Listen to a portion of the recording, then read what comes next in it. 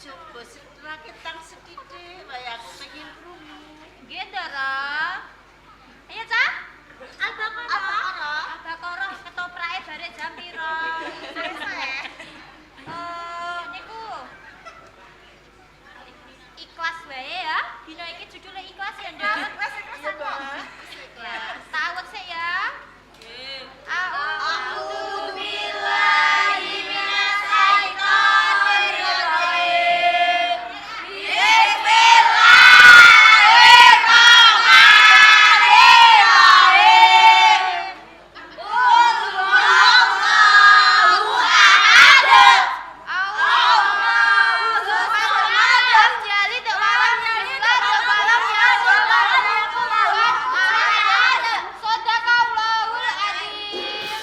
Kesehatan wis pinter tenan kabeh.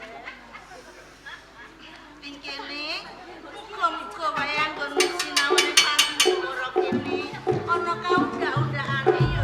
Nggih, Ndara.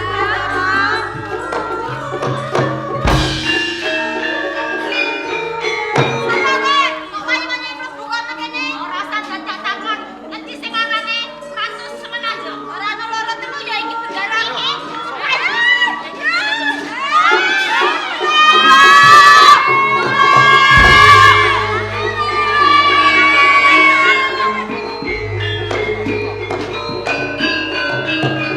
Aduh jelas jelek. Latih jelek, latih dilebor ana apa iki? Ndara. Astagfirullahaladzim. Mbok arani maling kuwi sapa? Kurang jelas iki mesti Sam. Kurang jelas. Ndara. Wonten maling. Ratu Semenanjung di bradat mawon. Semenanjung.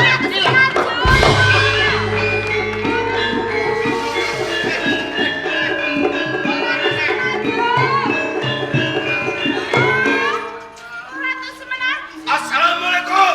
Waalaikumsalam.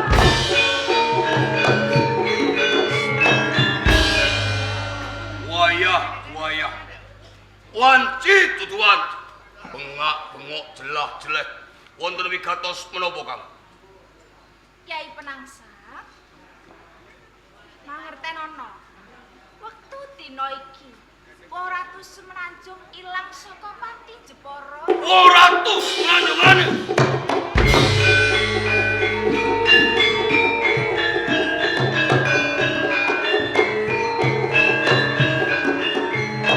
Kanggo pratukanya. Saderengipun Ratu Semenanjungane wonten ing Panti Jepara menika wonten tamu saking Demak napa boten? Tamu saka Demak. Nggih. Ora ono ya. Boten enten. Kemas hadirin Iya, Yai Penangsa kepiye, Yai? wonten tamu saking Demak napa boten? Ora ono. Kabuk. Kula menika nyuwun pirsa kalian Kang Mas hadirin. Boten panjenengan.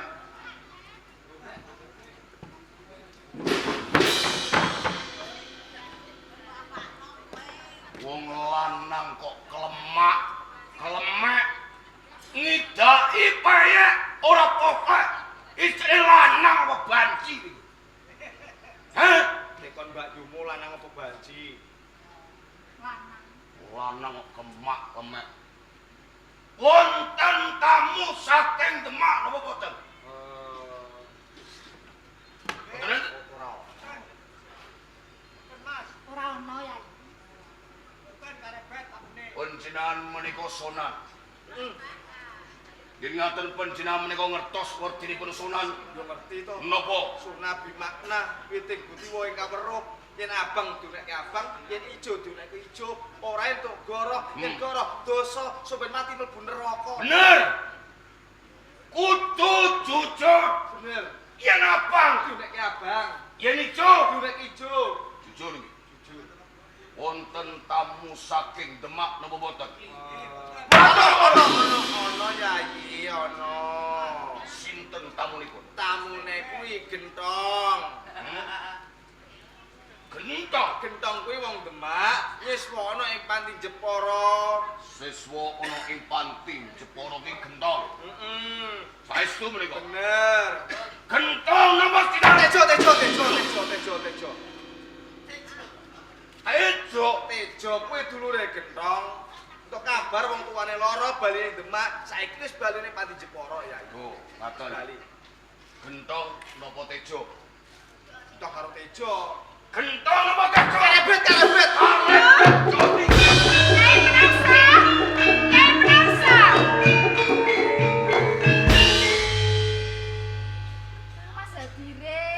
Mas Hadirin. Lho kula aturi goroh kemawon kok boten purun. Kanjeng Ratu, Pripun?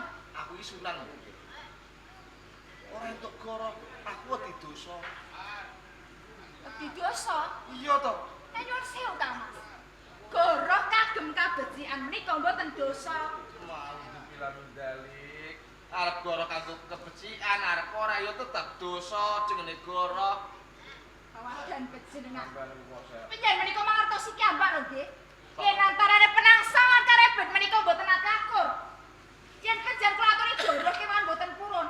Yen ngantos gelut gedras satengahipun wono kados pundi? Ya bene to Karebet lanang Penangsang lanang, gelut wis lumrah cah lanang kok. Kok bene pripun? Ngeten, rintene perkawis menika ingkang jalari panjenengan. Monggo dipun pisah. Moh, Monggo dipun pisah. kon misah, dah aku ngerti wong gelute wedi kon misah wong jotosan. Lah nek kejotos, dak merempul kabeh aku. Oh ya. Misah wong gelut wedi kejotos. Iya. Lha sampeyan iku lanang apa banci? Kon dia begitu tanduk pindho lho.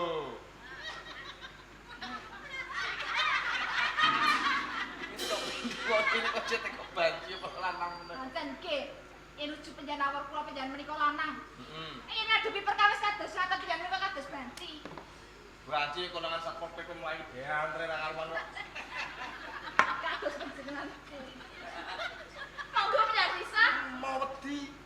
Wedi. Wedi Kanjeng Ratu. Oh ya Allah Gusti. Pokok mboten purun. Nggih mawon ngaten monggo. Oh. Monggo. Dene panjenengan menika mboten purun misah antarane Yai Penangsa lan Karebet. Kami ngaten monggo kula aturi lungguh ingkang seca. Ngagem nyamping kula pupuran linamadan. Mapan wonten ing kapupuran. Duh, wong lanang kok ajibok. Telas misah Yai Karebet lan Penangsa.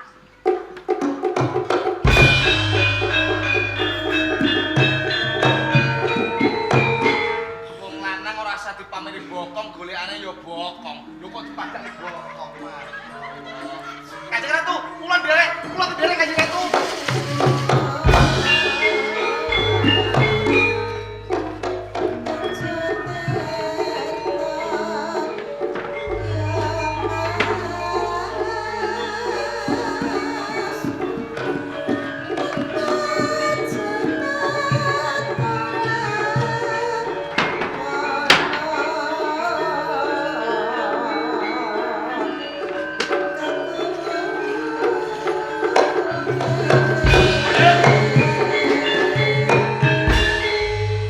Assalamualaikum. Waalaikumsalam. Menawi kula nitik anggen panjenengan lumampah sumengko pengawak bojro. Kados wonten perkawis ingkang kedah panjenengan rampungaken. Pancen ono wigati. Ono ing Panti Jepara. Mentas saka endi? Saking Panti Jepara Kang Mas Penangsa. Yen ono ngerti kahanan ono ing Panti Jepara. Lajeng wonten kedadosan menapa? Dadi kowe durung ngerti ono ing Panti Jepara. Dina iki Ratu Semenanjung Anes. Yo.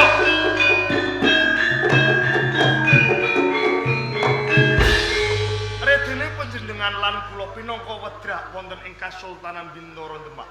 Monggo sesarengan dumateng kula ngupadi sinten sejatosipun tiyang ingkang bradat Ratu Semenanjung Kang Mas. Ora usah ndadak digoleki maling mau. Mergo aku wis ngerti dhewe maling. Kang nyolong ora Ratu Semenanjung. Lajeng sinten Kang Mas Penangsang? Kowe dhewe.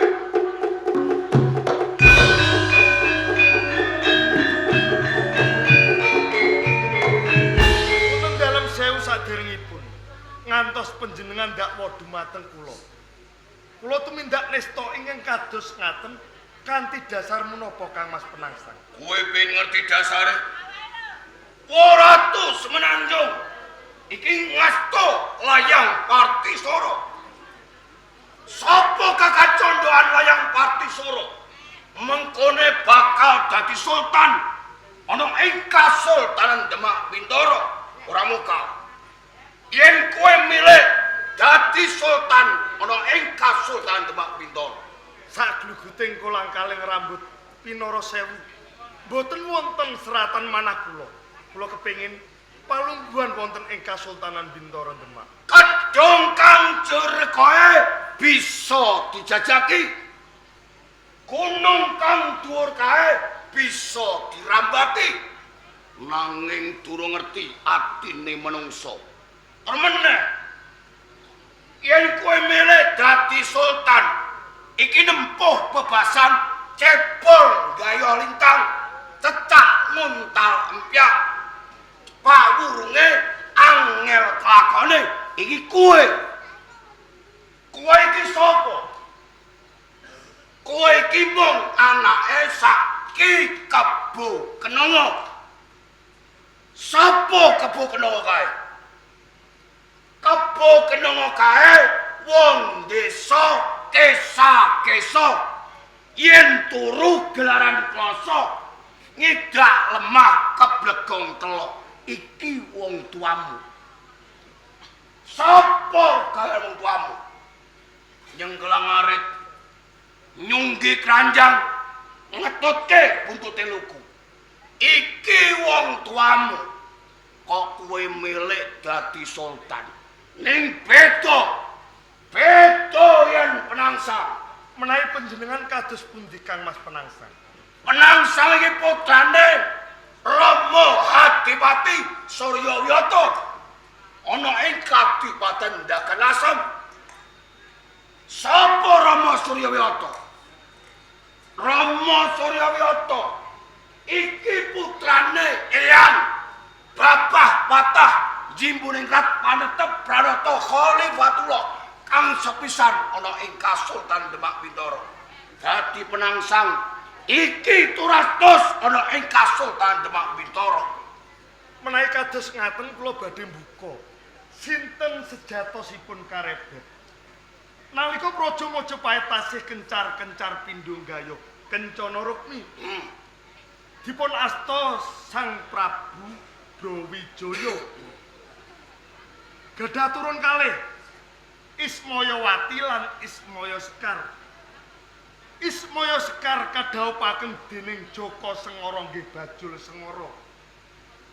Mapan wonten ing bumi Pengging katelah Pengging Sepuh Handayaningrat. Pengging Sepuh Handayaningrat gadah turun kalih cacahipun sepisan Kanigoro ingkang angka kalihipun Kebo Kenanga. Redene kula menika anakipun Bapak Kebo Kenanga. Mboten ketang sak pro piranipun kula tasih kalebetan darah biru saking Praja Majapahit Kang Mas Penangsang. Kalebet. Iki Kasultanan Demak Bintoro. Ora keraton Majapahit. Majapahit wis bubuh. Wis rata dadi lemah. Mula saka kuwi enggal kandha ana endi Ratu Semenanjung singitake. Kula sampun walaka dumateng panjenengan babar pisan. Kula mboten mangertosi kedadosan ingkang kados Ora ana tinane maling kuwi ngaku. Maling kae gelem ngaku pakun jaran kebak. Maling gelem ngaku. Iki yen wis digebuki lagi gelem ngaku ya kaya kuwe. menawi panjenengan tansah meksa dumateng dados kula. Kula menika jejeripun menungso tasih jangkep panca ndriya kula. Menawi panjenengan midak raos dumateng kula badhe sabila dumateng diri pribadi. Kowe arep wani karo aku. Kenging menapa mboten? Atetel sepiro kadidayan.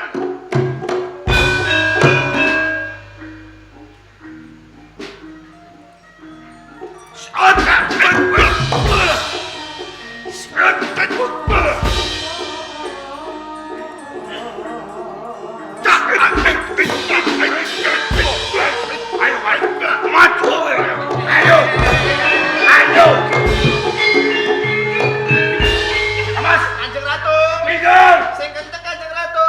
Nggih, pun kenceng Kang Mas. Sing kenceng. Minggir! Maju ayo iki pratapan.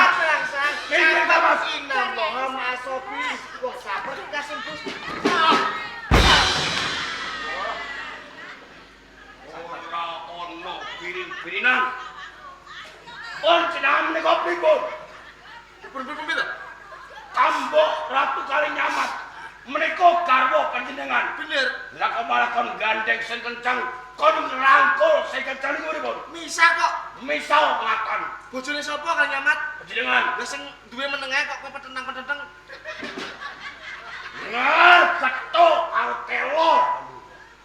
Niki boten adil. Kok radel piye ya? Anggen panjenengan misah menika pilih kasih. Kok pilih kasih? Nggih, wonten sing cedhak. Lah kok milih sing ado. Dadi perkara aku ki mau misah Yai Karebet saka panemumu aku tumindak ora adil. Nggih, Ya wis ngene ae. Ning kene aku ka pernah tuwa. Aku bakal tumindak adil. Retine ki mau Yai Karebet wis tak rangkul, wis tak pisah. Saiki ganti sliramu kene ayo. boten.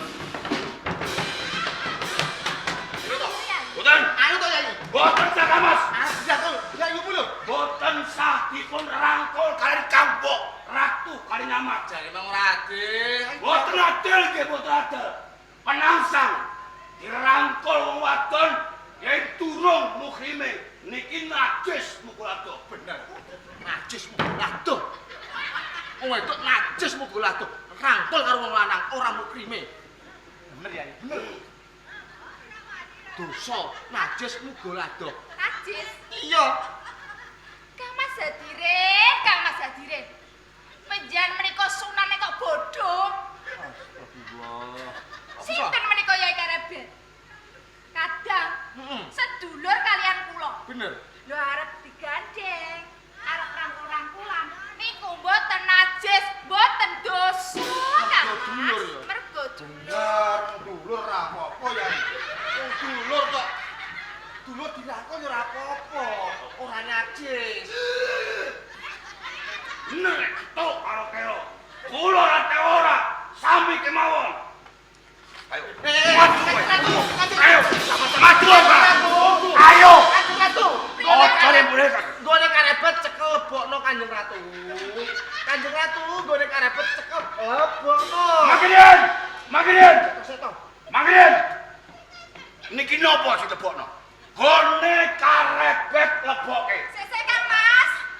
Sampun kula lebokke ngene Karebet. Wis mbok lebokno. Kanthi nganti nyuwara banter. Nyuarane piye? Blis, blis, blis, blis.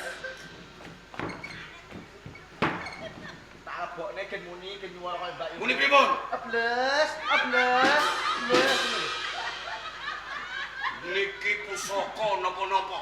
Pusaka nek sesek dikeki oli gen lunyu bles besok.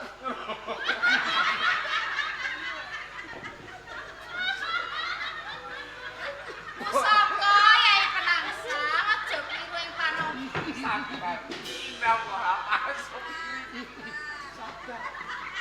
Menawa masopirin. Ringan tenanan yang iki kula boten kan bir-birinan. Wis to. Lebok blas blas blas blas. Nek sehat kaya oli. Yai Penangsang. Jane iki ana perkara apa? Nganti sliramu nyempalani kalawan Yai Karebet. Kapura kowe pengen merjoyo kalawan Yai Karebet. Kem nopo ngantos kula menika bentak sirah lawan Karebet. Karebet menika nyitro Ratu Semenanjung, Kang. Dadi ilange Ratu Semenanjung, sliramu ndakwa malinge Yai Karebet. Nggih. Ya wis sampe sak watara tak takonane. Yai Karebet, Kanggo Ratu Kalinyamat. apa bener sliramu sing Sumpah demi Allah, kula mboten tumindak nesta ingkang kados ngaten. Tenang. Boten enten maling niku ngaku Kang Mbok. Sabar to, inam lu ama sobirin. Ini lho Yai Penangsang. Jeneng dakwa tanpa bukti. Kuwi kleru nganggo banget. Saiki ngene. Rendere punjere pemerintahan kuwi ana ing Kasultanan Demak Bintoro. Saiki ayo bebarengan nyuwun pengadilan ana ngarsane Kanjeng Rama Sultan Trenggono. Ayo Yai karepe. Kula dherekaken Sing Kang. kenceng Kanjeng Ratu digandeng lho. Assalamualaikum. Waalaikumsalam. Dadah Kanjeng Ratu. Sing kenceng Kanjeng Ratu.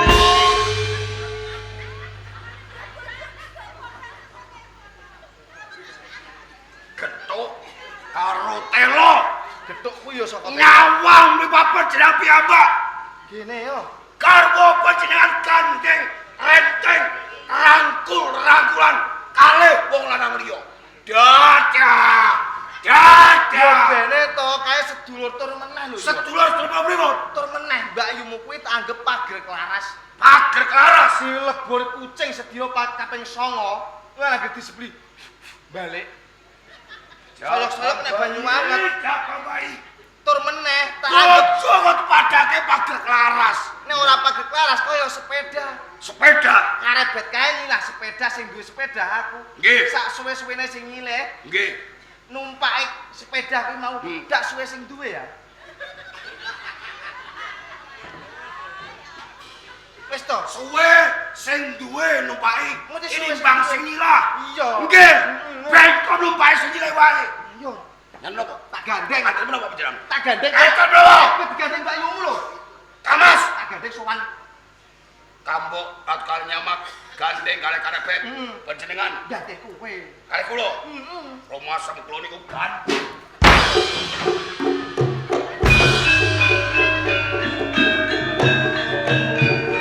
Ora mbakune ora dulure. Ya Allah Gusti, ya Allah Gusti.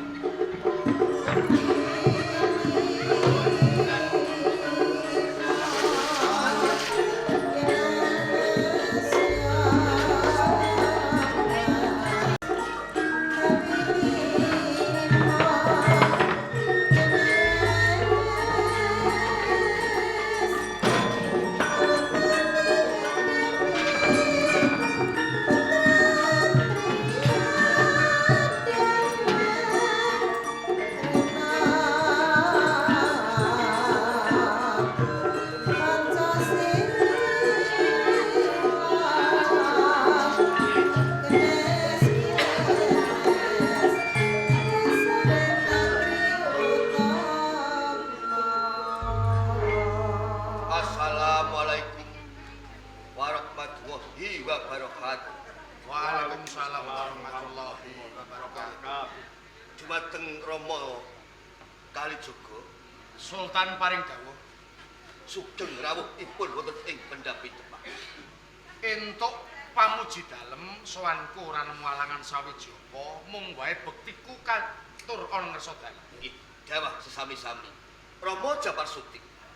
Kula Sultan Rak sami sugeng to rawuhipun. entuk pangestune Kanjeng Sultan. Alhamdulillah kalis ing samkala. Ning sungkem bektine wong tuwa kunjuk Sultan. Dawuh sesami-sami Rama Japar Sutik. Saderengipun nyuwun pangapunten kalamun Rama Kalijaga saha Rama Japar Sutik rawuh wonten ing Pendhapi Agung Demak Bintoro Jalanan wedal sakmenika. Hadi Pati Tunggul Wulung mbalela wonten ing Demak Bintoro kanthi dasar kepengin mangsulaken kajan Praja Majapahit. Kula sampun utusan dumateng Tumenggung Brahmaseni nanging Rama Kalijaga Iya. wedal sakmenika Tumenggung Brahmaseni dados bandan wonten ing Demak Bintoro. Mila kanthi menika Demak kula pasrahaken dumateng ndika sekalian kula pribadi jumangkah wonten ing Penarga.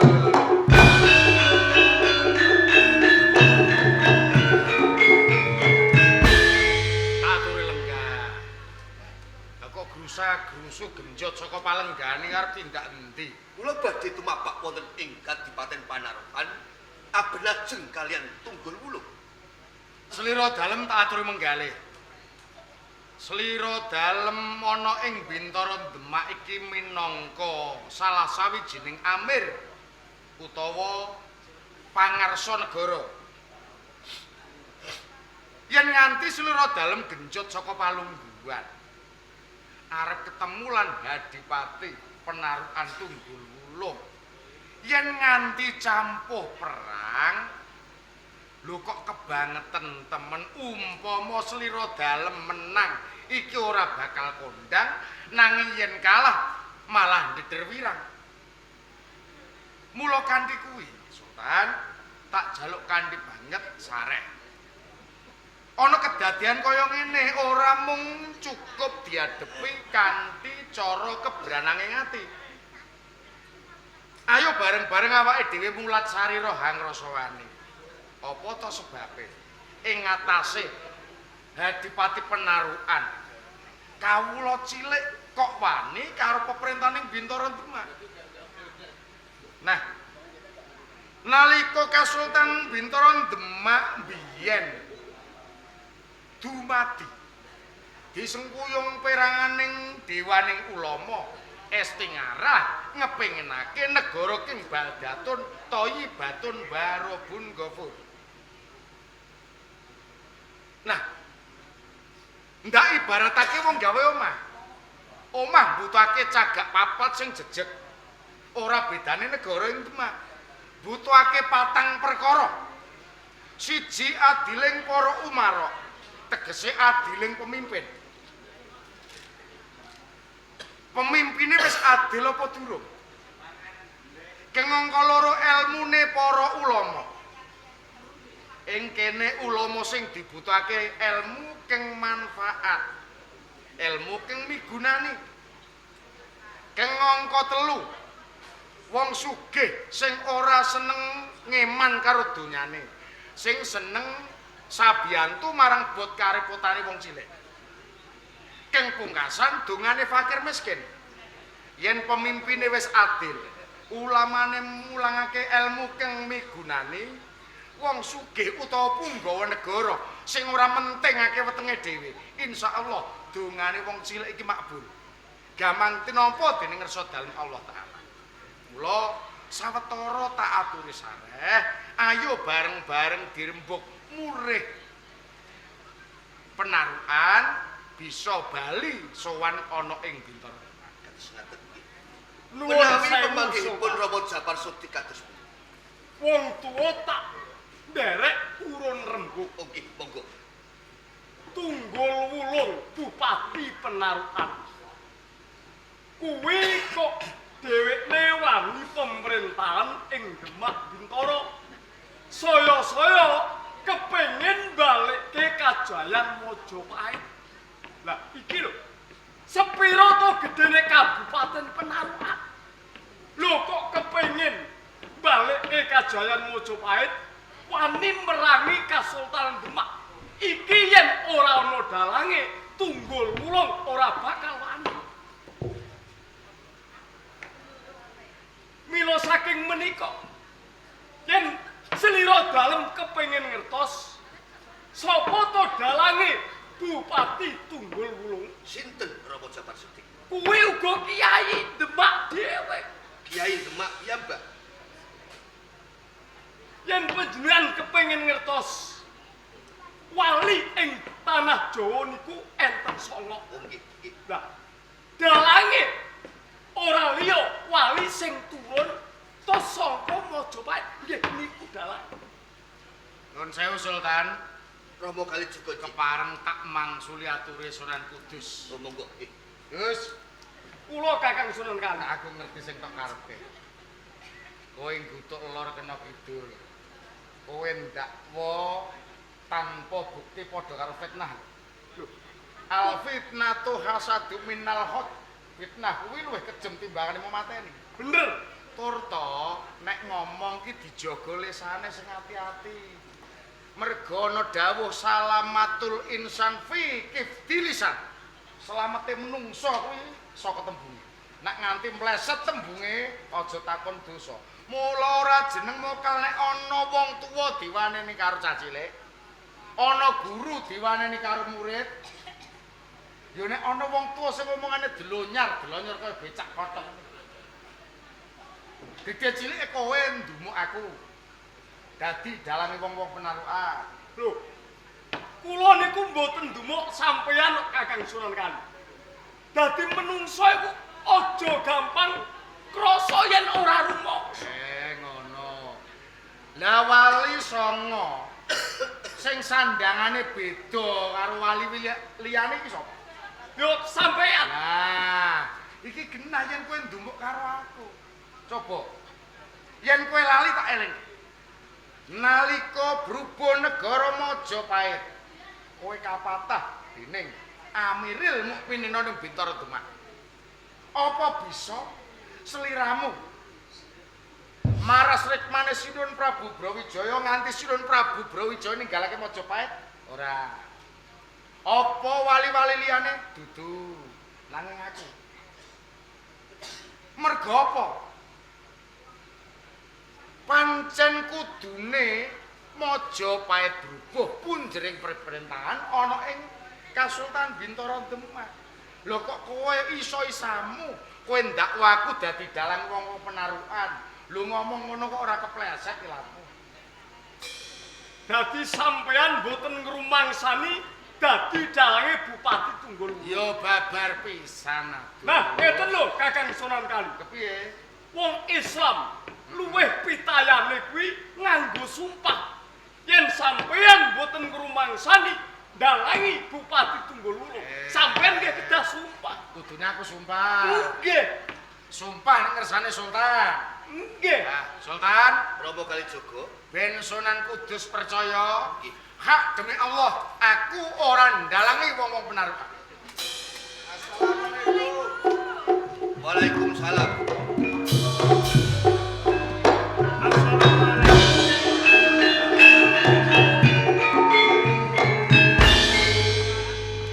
Assalamualaikum. Waalaikumsalam.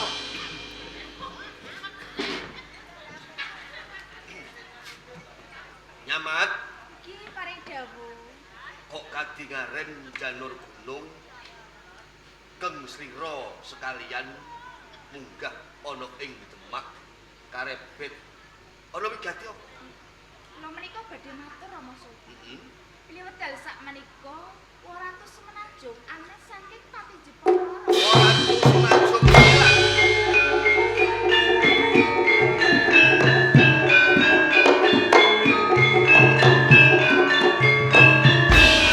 Punten dalam sewu, Paman Sultan. Penangsang Perkawis icalipun 200 semenanjung. Panjenengan ampun was lan sumelang. Awet menapa? Maringi sampun kula pikut. Wis kecekel nggih. Sampun. penangsang Inggih.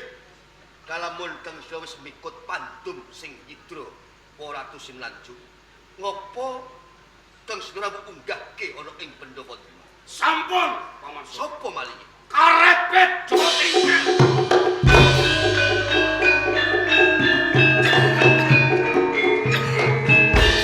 Coba baleni nggih. Malinge sapa nggih? Karepet Jawa Tingkir, Guru. Astagfirullahaladzim. Na'udzubillahi min dzalik bet. Ana udan bledek, aku ora kaget. Ana bom bledos, aku ya ora njumbul bet. Bareng aku krungu nek kowe dadi maling bet. Jantungku rontok bet. Umpama dhisik kowe dadi muridku bet. Kowe ora bakalan dadi maling. Dhisik kowe ngaji ning Kudus. Ayat Kursian apal. Fatihah kurung entos kowe minggat. Minggat ora apa-apa. Nek kowe mbok menawa wis bosen ngaji ning Kudus, umpama kowe minggat ning Ngampet, apik. Mergo kiyaine ahli tarekah. Minggat ning Bonang kowe ya malah luwih apik. ahli sunnah wal jamaah. Minggat kok keliru kowe bebet. Minggat kok ning kadilanmu. Apa kuping ora krungu? Nek kiyaine pondok pesantren kadilanmu. Kuwi mantan bajingan. Mantan rampok. Mantan gento. Mulane kowe ora pinter ngantriku, pinter anggon Bake terusno. Engko nak nganti ana cangkem dipopok sandal ya. Karo dene kowe iki ngaji kok ning Kadilangu. Pimpinane pondok pesantren dongkolane gento. Saiki aku tak takok, Dus. Sing diarani dongkol iku apa, Le, Dus? leren, prei. Tenang, Sang. Nggih, Kowe ngerti artine dongkol? ngertos. Apa? Leren, Cara Jawab menterenge tegas ya. mantan. Nek mantan lurah, Leren dados lurah. mantan camat, Leren dados camat. mantan santri, Leren dados santri. lan nak mantan maling. Leren dados maling. Pinter. Murid Sunan Kudus ora Nggih. Leren gone dadi maling terus gelem ngibadah nindakake syariat, gelem tolabul ilmi, gelem ngaji, dadi apa, Le? Santri. Kaya sapa? Panjenengan. Matur nuwun. Nanging santri kok ndongkol, santri kok leren wis ninggalake syariat, ora gelem ngibadah, terus dadi apa? Maling. Kaya sapa? Guru kula. kowe iki ngewangi aku. Apa ngewangi kanjeng? Panjenengan guru. Wong aku kok mau arani dadi maling. Karo meneh umpama maling iku apa elek-eleke menungso. Maling urung mesti ala, Dus. Ya elek wong maling. Perangane maling iki ana siji, maling pesti, loro maling ora pesti, telu maling berbudi, papat maling priyayi. Ngono kuwi werdine piye? Siji maling pesti. Arep ning omah tumpukan bondo donya akeh, dasare maling tetep nyolongan. Angka loro maling sing ora pesti, kuwi maling mergo kepepet. Tuladane si Suta. Ora duwe apa-apa, bojone meteng tuwa, anake cilik-cilik butuh mangan. Metu saka omah golek gawean ora entuk gawe, mulih ngerti telo ning kebone tangga dibedol tanpa nembung. Iki nyolong. Ning mergo kepepet. Kang angka 3 maling berbudi. Maling bondo dunyane punggawa negara sing numpuk-numpuk bondo, sing korupsi didum-dumke karo fakir miskin. Nah, keng pungasan maling priyayi. Lumrahe maling gawanane apa, Dus? Gawane pedang, pistol, Benduk, Linggis. celurit, linggis. Nanging nek maling priyayi ora usah nggawa kuwi. Nganggo sepatu sing alus, nganggo jas, tanda tangan miliatan rupiah. Niku maling napa niku? Ayo maling duit. Lah kok ngangge tanda tangan? Lah rumangsamu Niku boten maling. apa kuwi? Korupsi niku. Korupsi lak piyayi nak pejabat wong cilik ngarani gento ngono ae. sampun Kakang Surulkan. Aku tak takon. Karebet didakwa. Nyolong Ratu Semenanjung. Pun cecok. Pengadilan bisa ngadili perkara nek genep syarat-syaratnya. Siji pandakwa, Pandakwa murid kula sing dakwa. loro kadakwa, Karebet sing telu didakwa. bukti. Buktine Buktine Ratu Semenanjung. Semenanjung ilang. Papat seksi. Banjur seksine sapa? Sekseni kuwi dhewe, Det. Kula seksinipun. Tak takoni, Dus. Nggih. Ning pengadilan ana pandakwa ngrangkep dadi seksi. Iki sah apa ora? Sah. Sah. Wis gambir rosokan. Maksude Minggir pojokan. Mergo tekamu dhisik aku ya arep nyuwun pengadilan. Dadi perkaramu mengko. pengadilan perkara. Lho, kadilanmu iki geger, Sultan. Aku nyuwun pengadilan. Wonten kadilanku geger. Aku duwe santri wedok, wis rupane welek, mlakune pincang, delalah meteng. Bareng tak takoni, sing tumindak kiai saka Kudus. Mula aku njaluk kiai saka Kudus dihukum sak kathok-kathoke. Kowe kok ndakwa aku yen aku ndemeni muridku. Seksine sapa? Ah seksine aku dhewe. Lah sing ndakwa Aku. mongko dakwa ngerangkep dadi seksi kowe ora sah.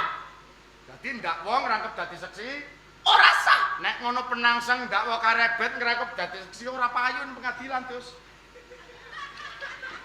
Nek ngepengenake karebet dihukum, kowe kudu mlebu mbuhen. Nggih. Dipun sake kemawon kula ndakwa kalian karebet. Karebet dihukum, Hukum.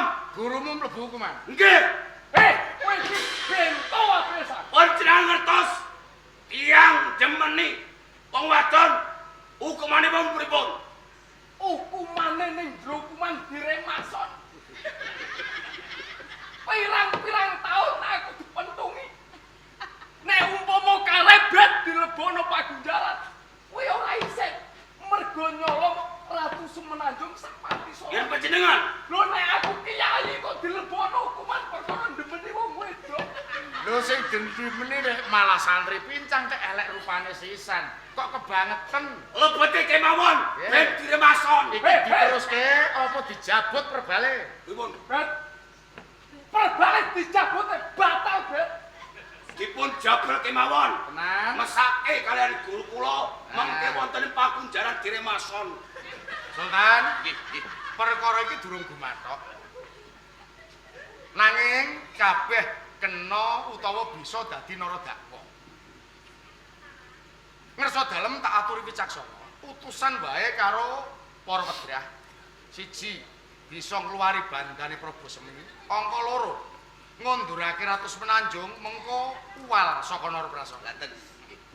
Penangsang kang Gusti karebet. Piye? Ingsun durung bisa mutusake. Mula kanthi kuwi ingsun bakal nganakake sayembara.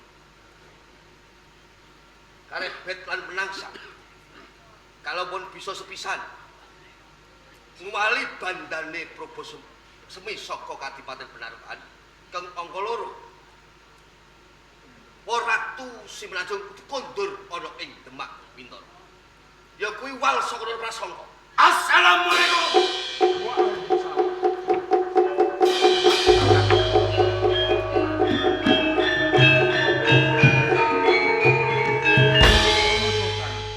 Ingkang putra nyuwun pamit tambahing pangestu. Sing ati-ati ya, Nger. Muga-muga Gusti njangkung marang lakumu. Nyuwun pamit tambahing pangestu ya. Lan kamu jenenge wong tuwa barengi lakumu. Aja lali. Aja nganti ninggalake water sabar ya. Ngaten. Sing ati-ati. Nyuwun pamit tambahing